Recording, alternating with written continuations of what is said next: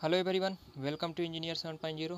Friends इस video में हम थ्योरी के साथ साथ उस पर बेस्ड जो है कि न्यूमेरिकल भी डिस्कस करेंगे, क्योंकि इस यूनिट से न्यूमेरिकल जो है कि प्रत्येक वर्ष जो है कि वही क्वेश्चन बार बार रिपीट किया है उसी फार्मूले पर बेस्ड। ओके, तो इस कारण से इस न्यूमेरिकल को डिस्कस करना काफ़ी इम्पॉर्टेंट्स है, आपको समझना भी काफ़ी इम्पॉर्टेंट्स है। तो फ्रेंड्स वीडियो के अंत तक बने रहिए। जैसा कि आप यहाँ पर देख पा रहे हैं, थ्योरी के साथ साथ यहाँ पर हम लोग डाउन में यहाँ पर ये न्यूमेरिकल पर बेस्ड जो है कि न्यूमेरिकल भी हमने डिस्कस करा है। तो वीडियो के अंत तक बने रहिए। चलिए फ्रेंड्स, समय को वेस्ट न करते हुए हम स्टार्ट करते हैं। तो फ्रेंड्स, जैसा कि आपका फर्स्ट क्वेश्चन है, आप यहाँ पर देख पा रहे हैं, एक्सप्लेन द सीबीआर टेस्ट। पिछले वीडियो में हम लोगों ने काफ़ी सारे जो एग्रीगेट हैं या बिटुमेन हैं उन पर जो कि कौन कौन से टेस्ट किए जाते हैं उनके टेस्ट के बारे में एनालिसिस करा था। इस वीडियो में हम सीबीआर टेस्ट, जो कि काफ़ी इंपॉर्टेंट्स है, आप देख भी पा रहे होंगे, काफ़ी बार पूछा हुआ है। इसके अन्य दूसरे पार्ट में भी कई बार क्वेश्चन को जो है कि घुमा कर एक तरह से कह सकते हैं पूछता है, लेकिन सीबीआर टेस्ट से यानी कि सीबीआर मेथड से रिलेटेड क्वेश्चन हमेशा पूछता है। इस कारण से हम इसको डिस्कस कर लेते हैं कि सीबीआर टेस्ट क्या होता है। बेसिकली आपने लैब में ज़रूर किया होगा, फिर भी हम यहाँ पर रिवाइज कर लेते हैं। ओके, की क्रिएजन करेंगे सीबीआर टेस्ट के बारे में। तो सीबीआर टेस्ट बेसिकली, जैसा कि इसका मेथड क्या होता है, CBR method also consider the characteristic of सब grade and properties of material forming the various course of the pavement. Okay, CBR is an empirical test devised by California State Highway Department, United States of America, in which a property of subgrade is measured. जिसमें क्या है, जो सब grade होता है उसकी properties को major करने की एक मेथड आप कह सकते हैं, जो कि बेसिकली जो कि डेवलप्ड किया गया था, रिसर्च किया गया था कैलिफोर्निया स्टेट हाईवे डिपार्टमेंट के द्वारा, जो कि यूनाइटेड स्टेट ऑफ अमेरिका की है। ओके, इसकी प्रक्रिया क्या है, किस प्रकार से हम कैलिफोर्निया बियरिंग रजिस्टिंग टेस्ट जो है कि हम करते हैं, तो प्रोसीड्यूर के बारे में हम जान लेते हैं। Okay, CBR test is perform on a sample of सब ग्रेड सॉइल। जो सब ग्रेड सॉइल होता है उसकी सैंपल पर हम किया जाता है, और स्टैंडर्ड लोडिंग डिवाइस, एक स्टैंडर्ड लोडिंग डिवाइस के माध्यम से। Okay, this device measure the load required to cause the penetration of plunger of 2.5 mm। यानी कि इसमें क्या है, 2.5 mm तक प्लंजर को हम पेनिट्रेट कराते हैं, और पेनिट्रेट कराने में कितना लोड रिक्वायर्ड होता है वही जो है कि सीबीआर वैल्यू हो जाता है। आगे कैसे हम इसको जो है कि पेनिट्रेट कराएंगे, क्या प्रोसीड्यूर होगा। Cross sectional area of plunger जो होता है 1960 स्क्वायर mm का होता है। Rate of penetration sample plunger, जो रेट ऑफ पेनिट्रेशन का, जो पेनिट्रेशन का रेट होगा बाय प्लंजर 1.25 mm पर मिनट की रेट से जो है कि हम पेनिट्रेट कराते हैं। Okay, penetration to the sample by plunger with this rate is done up to the required penetration of 2.5 mm। यानी कि जो रिक्वायर्ड पेनिट्रेशन होता है 2.5 mm तक इसे जो कि पेनिट्रेट कराते हैं। Okay, then pressure at the penetration of 2.5 mm is calculated. यानी कि जैसा कि हमने बताया 2.5 mm तक पेनिट्रेट कराने में जितना प्रेशर रिक्वायर्ड होता है उसे हम कैलकुलेट करते हैं, and it is expressed as a percentage of unit standard pressure, and this percentage of unit standard pressure is called CBR. Okay, next है, test is repeated for the penetration of 5 mm and then CBR is found out. Higher value of CBR is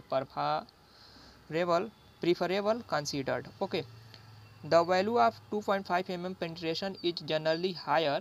The unit standard load at 2.5 mm penetration, अगर 2.5 mm तक हमें penetrate कराना है तो जो load है basically 70 किग्रा पर पी स्क्वायर सेंटीमीटर और 7 न्यूटन पर mm square, and the unit standard जो लोड होगा है, अगर 5 mm पेनिट्रेट कराना है तो उसके लिए स्टैंडर्ड लोडिंग जो होती है 105 किग्रा पर square centimetre, it means 10.5 Newton पर mm स्क्वायर होता है। ओके, आईआरसी के अकॉर्डिंग, जो आईआरसी द्वारा अडॉप्ट किया गया है सीबीआर डिजाइन चार्ट जो है कि IRC के माध्यम से एक CBR ये जो है कि डिजाइन चार्ट जो है कि अडॉप्ट किया गया है। जैसा कि फिगर में अभी हम एनालिसिस करेंगे, उस फिगर के माध्यम से कितना परसेंटेज जो है कि पेनिट्रेशन यानी कि CBR वैल्यू आता है, उसके अकॉर्डिंग हम जो है कि फाइंड आउट कर लेते हैं उस चार्ट के माध्यम से। और उसमें ये भी दिया रहता है कि सपोज हम समझ लेते हैं, सपोज कोई रोड है, इस पर जो है कि वॉल्यूम कितना है, वॉल्यूम इंटेंसिटी यानी कि ट्रैफिक वॉल्यूम कितना है, और जो है कि जो पेनिट्रेशन परसेंटेज वैल्यू आएगा CBR का, उसके माध्यम से, और कितना जो है कि वॉल्यूम इंटेंसिटी है ट्रैफिक की, उसके अकॉर्डिंग जो है कि हम जो है कि पेमेंट की थिकनेस फाइंड आउट कर सकते हैं। तो ये कहना चाह रहा है, यानी कि इसमें जो 7 कर्व फ्रॉम A से G तक different volume of traffic to be carried by the pavement as shown in CBR design chart. जैसा कि हम चल लेते हैं, इस चार्ट को समझ लेते हैं। जैसा कि आप यहाँ पर देख पा रहे हैं, एक चार्ट है, आप यहाँ पर देख पा रहे हैं कि ABCDEFG करके कुछ इस प्रकार से जो है कि वॉल्यूम दे रखा है, traffic volume. Okay, different suppose आपको कैसे चार्ट को फाइंड आउट करना है। सपोज कोई रोड है, ओके, इसका ट्रैफिक वॉल्यूम है, मान लेते हैं, जैसा कि यहाँ पर आपका दे रखा है ट्रैफिक वॉल्यूम। अगर ट्रैफिक वॉल्यूम 0 से 15 है तो A को हम देखेंगे चार्ट में, 15 से 45 के लिए B को। इसी प्रकार मान लेते हैं 150 से 400 ट्रैफिक पर डे जा रहा है सिंगल लेन के लिए, तो D को। इस प्रकार से आप यहाँ पर देख पा रहे हैं ट्रैफिक के लिए दे रखा हुआ है वैल्यू। यहाँ पर number of vehicle per day exceeding 30 kilometre per loading weight. Okay, traffic classification यहाँ पर दे रखा है। तो सपोज हम मान लेते हैं कोई रोड है जिस पर ट्रैफिक मान लेते हैं 15 से 45 के बीच में ट्रैफिक वॉल्यूम है। ओके, तो यानी कि कौन सा होगा, ए वाला, बी वाला जो कर्व ड्रा किया गया है। ओके, बी वाला। ओके, बी के लिए 15 से 45, और उस पर हमने पेनिट्रेशन टेस्ट किया, जो सबग्रेड है उस रोड के लिए पेनिट्रेशन जो टेस्ट किया, हम मान लेते हैं 3% आया। ओके, 3%। तो आप यहाँ पर देख पा रहे होंगे, यहाँ पर 3% यानी कि CBR परसेंटेज दे रखा है ऊपर, 3 के लिए A है। अब आप देखिए 3 वाला जो है और B को किस पॉइंट पर इंटरसेक्ट कर रहा है, तो आप देख रहे हैं इस पॉइंट पर जो है कि इंटरसेक्ट करता है। तो इस पॉइंट पर जो आप देख रहे हैं depth of the construction, okay, जो पेवमेंट की डेप्थ होगी, जो mm में दे रखा हुआ है, कितना mm होनी चाहिए, तो इसके लिए 400 mm तक होनी चाहिए। तो इस प्रकार से जो हम डेप्थ फाइंड आउट कर सकते हैं। क्वेश्चन है फ्रेंड्स, वेस्टरगार्ड पर कुछ फार्मूले हैं वेस्टरगार्ड, जो कि रेडियस ऑफ रिलेटिव स्टेपनेस पर बेस जो है कि interior stress, edge stress road की, और कार्नर स्ट्रेस कैसे हम फाइंड आउट करते हैं, इस पर बेस्ड जो है कि कई बार जो है कि न्यूमेरिकल पूछा है। केवल जो है कि क्वेश्चन बदलता है, लेकिन केवल फार्मूला अगर आपको याद है ये वाला, तो आप बेसिक 10 नंबर का क्वेश्चन आप इजीली न्यूमेरिकल सॉल्व कर सकते हैं। और यही क्वेश्चन लगभग 5 टाइम्स जो है कि रिपीट किया है। इस क्वेश्चन को बार बार नहीं, मतलब इस पर बेस्ड जो है कि आपका जो है कि 5 टाइम्स जो है कि इस पर बेस्ड जो है कि न्यूमेरिकल क्वेश्चन इसी पूछा गया है। ओके, तो ये काफ़ी इम्पॉर्टेंट हो जाता है, आप इसे एक बार ज़रूर वीडियो को समझें और फार्मूले को ज़रूर याद करें।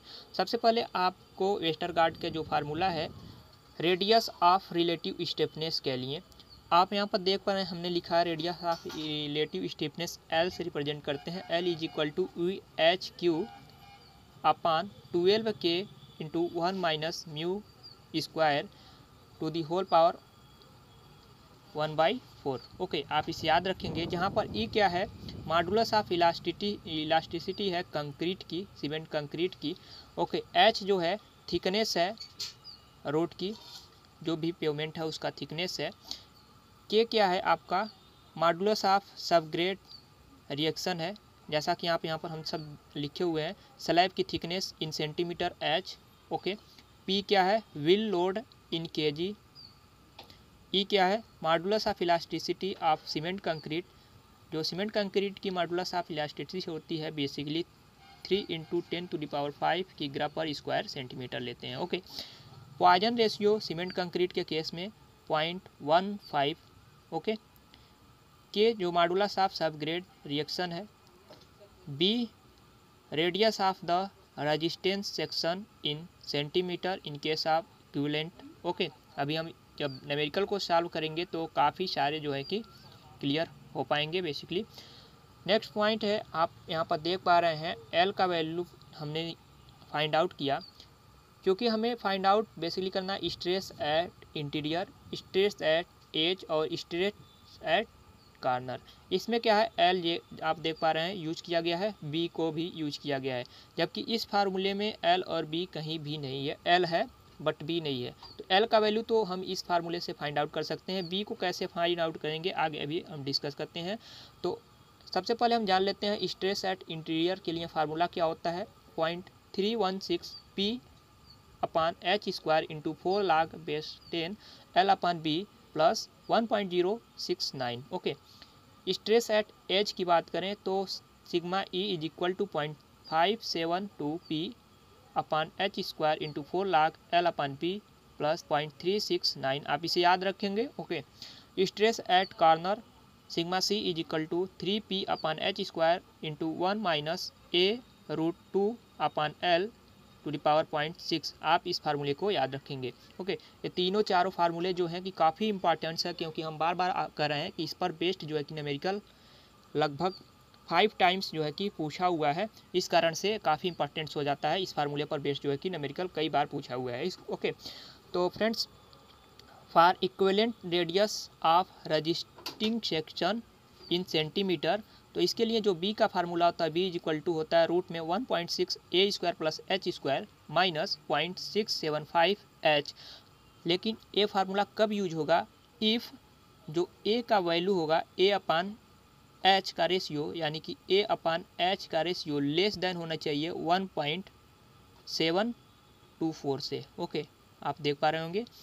तो ए जो है कि ए अपान एच का जो वैल्यू है 1.724 से कम होनी चाहिए, तभी ये फार्मूले अप्लाई होंगे। चलिए न्यूमेरिकल को समझते हैं तो काफ़ी क्लियर हो जाएगा काफ़ी हद तक।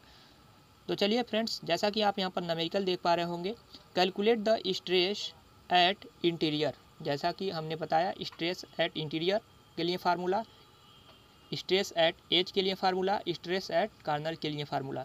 Basically cement concrete pavement by Westergaard straight equation. Okay, आपका गिवन है मॉडुलस ऑफ इलास्टिक 3 कंक्रीट की 3 × 10⁵ की ग्राम पर square centimetre for concrete. Okay, concrete के लिए जो पॉइजन रेशियो है 0.15।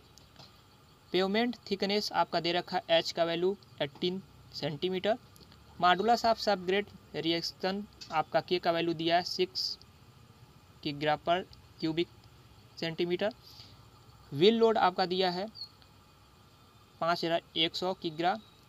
Radius of load area A का वैल्यू दे रखा है 15 सेंटीमीटर, बट इसमें एल का वैल्यू और पी का वैल्यू नहीं दिया है। तो फ्रेंड्स, अन्य क्वेश्चन भी इसी पर बेस्ड जो है कि आपका वैल्यू जो है कि पी के वैल्यू पर हो सकता है 6000 किग्रा दे दे, के का वैल्यू कुछ डिफरेंस कर दे, ए का वैल्यू डिफरेंस कर दे, और इस पर जो है कि इसी प्रकार जो है कि डिफरेंस करके कई बार क्वेश्चन को रिपीट किया हुआ है। ओके, तो आप बेसिकली को आपको सबसे पहले आपको फार्मूला याद होना चाहिए। ओके, तो सबसे पहले हम जानते हैं एल का वैल्यू निकालेंगे, जैसा कि ये तीनों आपसे पूछ रहा है। वी नो दैट जो रिलेटिव स्टिफनेस की फार्मूला होती है EHQ अपान 12 के 1 minus mu square to the power 1/4। इस पर जो है कि हमने ई का वैल्यू, एच का वैल्यू सारे वैल्यू दिए रखे हैं, के का वैल्यू दे रखा है, म्यू का वैल्यू दे रखा है, हमने वैल्यू को पुट किया है, तो फाइनल जो एल का वैल्यू आएगा 70.61 सेंटीमीटर। ओके, अब क्या हम निकालेंगे, अब देखेंगे कि ए अपान एच का वैल्यू, ओके, ए अपान एच का वैल्यू जो है लेस देन है 1.724, जैसा कि उसमें दे रखा था, तो उसको देखेंगे, उसके बाद से हम बी का वैल्यू फाइंड आउट करेंगे। We know that the equivalent radius of resisting section is given by a upon H, यानी कि ए का वैल्यू 15 दिया था, एच का वैल्यू भी 18 दिया था, तो इसको जब हम सॉल्व करेंगे तो 0.833 आएगा, जो 1.724 से लेस देन है। इस कारण से हम ए वाला फार्मूला अब यूज कर सकते हैं बी का वैल्यू फाइंड आउट करने के लिए। तो बी इज इक्वल टू होता है 1.6 a square plus h square minus 0.67 h. इसके माध्यम से हम बी का वैल्यू निकाल लिए हैं 14 सेंटीमीटर। ओके, नेक्स्ट है, अब हम निकाल सकते हैं ए और बी का वैल्यू भी मिल गया, तो अब हम निकालेंगे stress at interior, stress at edge और स्ट्रेस एट कॉर्नर। ओके, तो सबसे पहले स्ट्रेस एट इंटीरियर के लिए फार्मूला क्या होता है, sigma I is equal to 0.316 P upon H square into 4 log 10 L upon B plus 1.069। Okay, इस जो है कि एच का वैल्यू पड़ता है, एल और बी का भी वैल्यू हमने निकाल लिया, तो और पी का वैल्यू भी पता है। तो जब हम इसको सॉल्व करेंगे तो फाइनली जो आंसर निकल के आएगा इंटीरियर स्ट्रेस वो आएगा 19.3 किग्रा पर स्क्वायर सेंटीमीटर। इसी प्रकार हम जो है कि स्ट्रेस एट एज निकाल लेंगे, तो स्ट्रेस एट एज की value 0.572 P upon H square into 4 log L upon b plus 0.369 होता है। और इस पर बेस जो है कि हम सारे वैल्यू को पुट कर देंगे, तो जो आपका स्ट्रेस एट एज निकल के आएगा वो 28.63 किग्रा पर स्क्वायर सेंटीमीटर निकल के आ जाएगा। नेक्स्ट इसी प्रकार स्ट्रेस एट कॉर्नर पूछा है आपसे, तो stress at corner 3p upon H square into 1 minus A root 2 upon L to the power 0.6। इस पर जो है कि बेस्ड हम जो है कि सारे वैल्यू पुट कर देंगे। ओके, तो जो फाइनल आंसर निकल के आएगा आपका स्ट्रेस एट कॉर्नर 24.27 किग्रा पर स्क्वायर सेंटीमीटर निकल के आएगा। तो इस प्रकार जो है कि इस फार्मूले पर बेस्ड जो है कि आप न्यूमेरिकल को इजीली सॉल्व कर सकते हैं। तो ज़्यादा इंपॉर्टेंट्स है आप जो है कि फार्मूले को ज़रूर याद करें। मैं एक बार हम्बल आपसे रिक्वेस्ट करता हूँ, इस न्यूमेरिकल को आप ज़रूर जो है कि सही तरह से एनालाइज करें। फ्रेंड्स, आपसे एक हम्बल रिक्वेस्ट है कि अगर अभी तक आपने हमारे चैनल को सब्सक्राइब नहीं किया है तो कृपया चैनल को सब्सक्राइब कर लीजिए, साथ में बेल आइकन को इम्प्रेस कर लीजिए। और अगर आपको वीडियो पसंद आ रहा है तो कृपया वीडियो को लाइक कीजिए, ताकि हमें भी लगे कि आप जो है कि आपको वीडियो अच्छा लग रहा है, जिससे हमें मोटिवेशन मिल कर सके और मैं आगे उसके लिए वीडियो मैं अपलोड कर सकूं। तो फ्रेंड्स, नेक्स्ट क्वेश्चन हम डिस्कस कर लेते हैं। नेक्स्ट क्वेश्चन है आपका जॉइंट्स। ओके, काफ़ी इंपॉर्टेंस है जॉइंट्स। ओके, जॉइंट्स का ज़्यादातर इंपॉर्टेंस है फिगर। ओके, जॉइंट्स के बारे में आप जानेंगे और उसका फिगर बना देंगे और 2 से 3 पॉइंट आप उसके बारे में लिख देंगे, तो इससे काफ़ी अच्छे अंक आप प्राप्त कर सकते हैं। तो सबसे पहले हम जानेंगे types of joint according to the direction of placement the joint are classified in the following 2 category. Okay, first क्या है, लॉन्गिट्यूडनल जॉइंट और ट्रांसवर्स जॉइंट। लॉन्गिट्यूडनल जॉइंट क्या होता है, ऐसे जॉइंट जो लॉन्गिट्यूडनल डायरेक्शन में होते हैं लॉन्गिट्यूडनल जॉइंट्स कहलाते हैं, जो ट्रांसवर्स डायरेक्शन में होते हैं उसे हम ट्रांसवर्स जॉइंट कहते हैं। ट्रांसवर्स मीन्स जो कि आपका लॉन्गिट्यूडनल यानी कि लॉन्गिट्यूडनल जॉइंट के जो है कि परपेंडिकुलर हो। ओके, या आप कह सकते हैं सेंटर लाइन ऑफ रोड के परपेंडिकुलर हो, उसे हम ट्रांसवर्स जॉइंट कह सकते हैं। तो चलिए हम डिस्कस कर लेते हैं लॉन्गिट्यूडनल जॉइंट्स के बारे में। सबसे पहले when the width of concrete, जैसे कि कोई भी हम रोड बनाते हैं तो जब उसकी चौड़ाई okay width of concrete exceeded 4.5 centimetre, okay 4.5 metre से अधिक हो जाता है, it has to be constructed in strip, तो उसे एक स्ट्रिप में बनाया जाता है। Okay, the joint provided along the strip, और स्ट्रिप के अलॉन्ग जो है कि ज्वाइंट प्रोवाइड किया जाता है, तो इस प्रकार के ज्वाइंट को हम लॉन्गिट्यूडनल ज्वाइंट कहते हैं।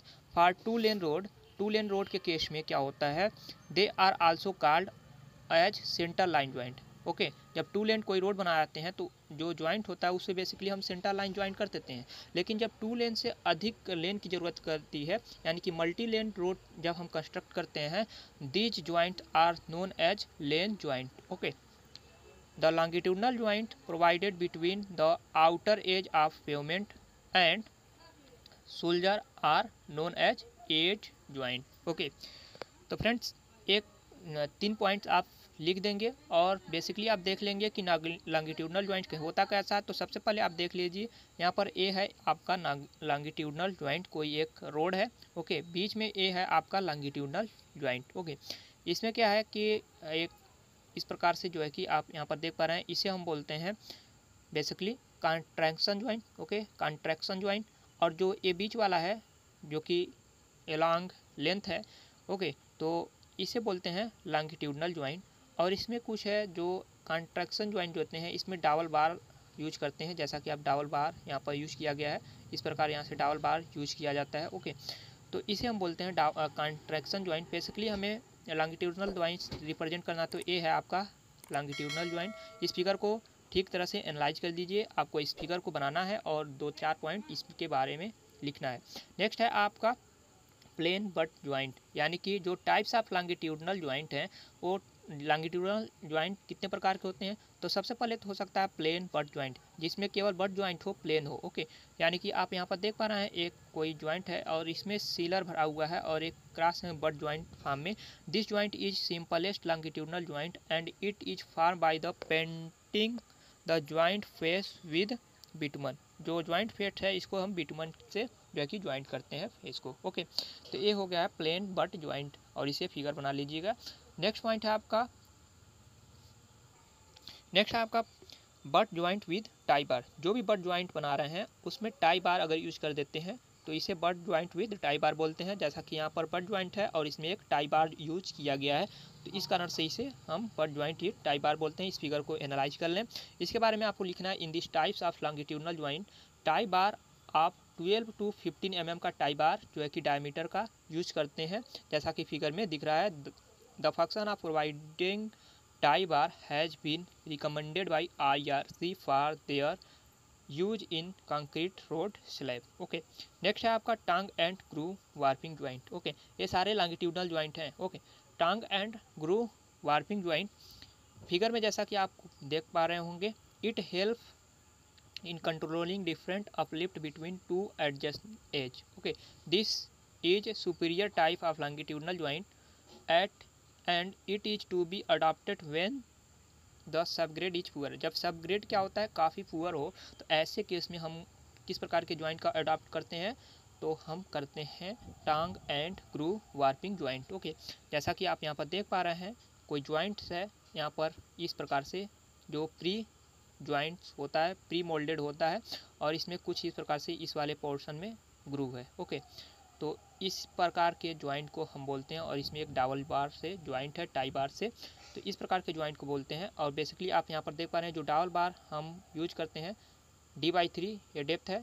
ओके, टोटल क्या है, डेप्थ है रोड की, तो इसमें इस प्रकार से हम यूज करते हैं। आप इस D/3 D/3 D/3। ओके, तो ये वाला क्या है D/3, ये वाला D/3 D/3। ओके, और सेंटर में टाई बार। ओके, तो ये हो गया आपका tongue and Guru joint.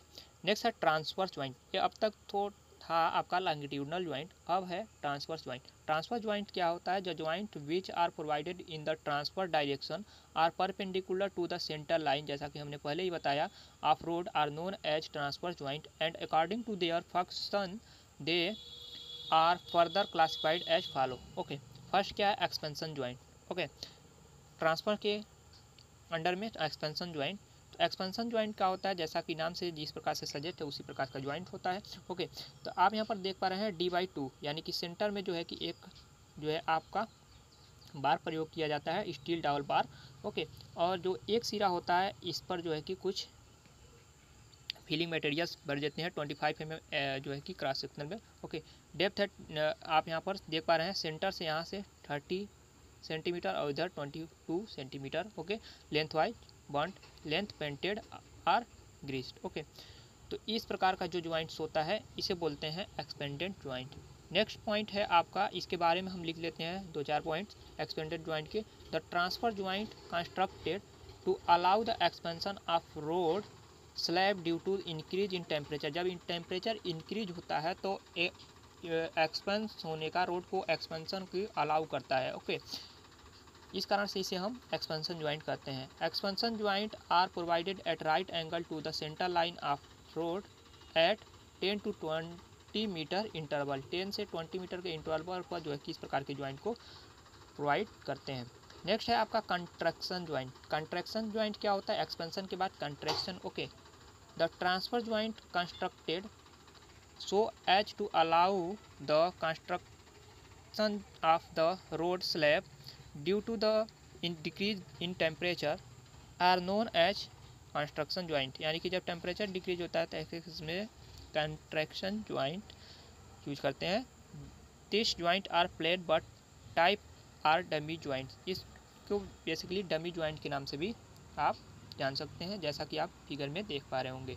Okay, warping joint next है। वार्पिंग ज्वाइंट कुछ इस प्रकार से फिगर में होता है। This transfer joint constructed to control the bending of a road slab due to difference in moisture content or temperature at its top and bottom are known as warping joint. The joint in the form of butt joint with tie bar. Okay, but joint के case में इसमें tie bar भी use किया जाता है।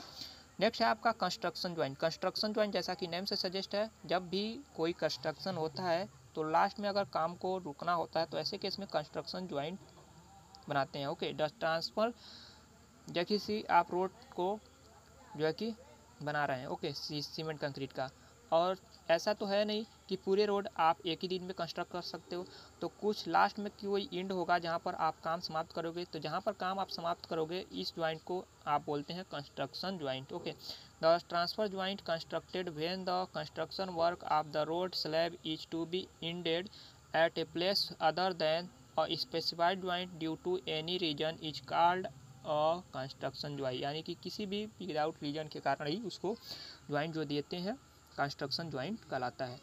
तो friends, ये रहे आपका कंस्ट्रक्शन ज्वाइंट से रिलेटेड मोस्ट एक्सपेक्टेड क्वेश्चन। अब नेक्स्ट क्वेश्चन को हम डिस्कस करते हैं आपका आईआरसी मेथड। जैसा कि रिजिड पेवमेंट है, इसके डिजाइन पर बेस्ड जो है कि क्वेश्चन न्यूमेरिकल भी हम सॉल्व करेंगे और इसके बारे में अबाउट कुछ थ्योरी भी डिस्कस करेंगे।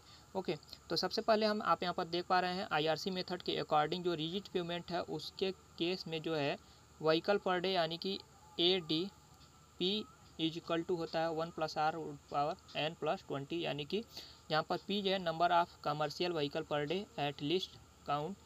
अभी हम जब इस पर बेस्ड जो है कि न्यूमेरिकल सॉल्व करेंगे तो इजीली समझ में आएगा। ओके, चलिए friends, explain IRC method of rigid pavement design. जो रिजिड पेवमेंट डिजाइन है उसको आईआरसी मेथड से जो है कि एक्सप्लेन करना है।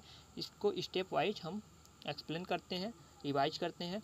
The following steps may be followed for design according to IRC 58/2015। Okay, step first क्या है, stipulated design value for the various parameter. Step second क्या है, selected trial design thickness of pavement slab. Step third, compute the repetition of axle load of different magnitude and different category during the design life. Okay, step 4, find the proportion of axial load repetition operating during the day and night period. Step 5 क्या है, estimate the axial load repetition in the 6 hours period during the daytime. The maximum temperature difference is constant in 6 hours for analysis of bottom up cracking. Okay, next point है आपका estimate the axial load repetition in the 6 hours period during at the night time. The maximum negative temperature differential during the night is taken as half of the daytime maximum temperature differential. Okay, step 7 क्या है, compute the flexural stress. Flexural stress को compute करेंगे at the edge due to the single and tandem axle load for combined effect of axle load and positive temperature differential during daytime. Determine the stress ratio. Stress ratio को determine करेंगे and evaluate the cumulative fatigue damage for single and tandem axle load. Okay, next point क्या है आपका, यहाँ पर step 8 है, compute the maximum flexural stress in the top surface. Top surface पर maximum जो है कि फ्लेक्चरल स्ट्रेस को हम कंप्यूट करेंगे of pavement slab with front axle near the approaching transverse joint and the rear axle close to the following joint in the same panel under negative temperature differential. Determine the stress ratio and evaluate the CFD for different axial load for the analysis of top down cracking. Okay, sum of CFD for BUC and TDC. If sum is less than 1.0, the pavement slab is safe against fatigue cracking. Okay, ये हो गया design. अब इस पर base जो है कि एक न्यूमेरिकल है, आप काफ़ी इंपॉर्टेंट है, जैसा कि आप यहाँ पर देख पा रहे हैं 16-17 में पूछा हुआ है, हो सकता है इस बार भी पूछ ले, काफ़ी टाइम हो गया तो। ओके, रिपीट कर देता है, जैसा कि आप AK2 में क्वेश्चन देखते हैं काफ़ी बार रिपीट करता है। तो अ सीमेंट और काफ़ी छोटा है, इस कारण से हम इसको डिस्कस भी कर लेते हैं। A cement concrete pavement is to be design. Present traffic जो है आपका, प्रेजेंट जो ट्रैफिक है 3000 commercial vehicle per day. Okay, design life इसका है 20 years. Rate of traffic increase 5.5%। Calculate the design traffic as IRC। Okay, जैसा कि formula क्या था आपका, सपोज हम मान लेते हैं एज्यूम व्हीकल डैमेज फैक्टर जो है हम मान लिए हैं 2.5। ओके, जैसा कि रोड है, हो सकता है कभी ट्रैफिक इसको कैलकुलेट करना है, डिजाइन ट्रैफिक कैलकुलेट करना है। ओके, तो व्हीकल चल रहा है, क्या पता कल इस पर ट्रैफिक तो हम डिजाइन कर रहे हैं तो हो सकता है कोई व्हीकल यहाँ पर डैमेज हो जाए जिसके कारण ट्रैफिक को बढ़ेगा ऑलरेडी, इस कारण से यहाँ पर डिजाइन फैक्टर लेते हैं व्हीकल के लिए, यानी कि डैमेज फैक्टर लेते हैं। ओके, तो डैमेज फैक्टर एज्यूम कर लिए 2.5। ओके, डिजाइन ट्रैफिक के लिए फार्मूला क्या होता है, 365A into 1 + r⁻n-1 upon r into BDF। Okay, next point है, आप यहाँ पर देख पा रहे हैं 365A आपका दे रखा है।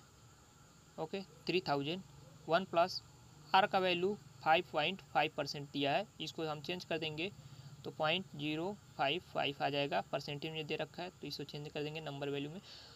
टू दी पावर n का वैल्यू जो है 20 ईयर दे रखा है। ओके, 20 रखे हैं, -1 डिवाइडेड बाई r का वैल्यू, और जो है कि ये है आपका डैमेज फैक्टर। ओके, तो जब आप इसे सॉल्व करोगे तो कितना आएगा, आप यहाँ पर देख पा रहे हैं 95.45 इंटू 10⁶, यानी कि यहाँ पर 95.45 MSA ये आपका यूनिट है डिजाइन ट्रैफिक का। ओके, तो फ्रेंड्स ये रहा न्यूमेरिकल क्वेश्चन, और इस प्रकार जो है कि आपका यूनिट 4 जो है कि कंप्लीट हुआ। फ्रेंड्स अब नेक्स्ट यूनिट हम डिस्कस करेंगे यूनिट 5 जो कि मोस्ट एक्सपेक्टेड क्वेश्चन होगा। तो फ्रेंड्स वीडियो आपको कैसा लगा, अगर अच्छा लगा तो फ्रेंड्स वीडियो को लाइक कीजिए और अपने फ्रेंड सर्कल में शेयर कीजिए, और अभी तक आपने हमारे चैनल को सब्सक्राइब नहीं किया है तो कृपया चैनल को भी सब्सक्राइब कर लीजिए, साथ में बेल आइकन को इम्प्रेस कर लीजिए। मिलते हैं नेक्स्ट वीडियो में नेक्स्ट अपडेट के साथ, तब तक के लिए थैंक यू वेरी मच।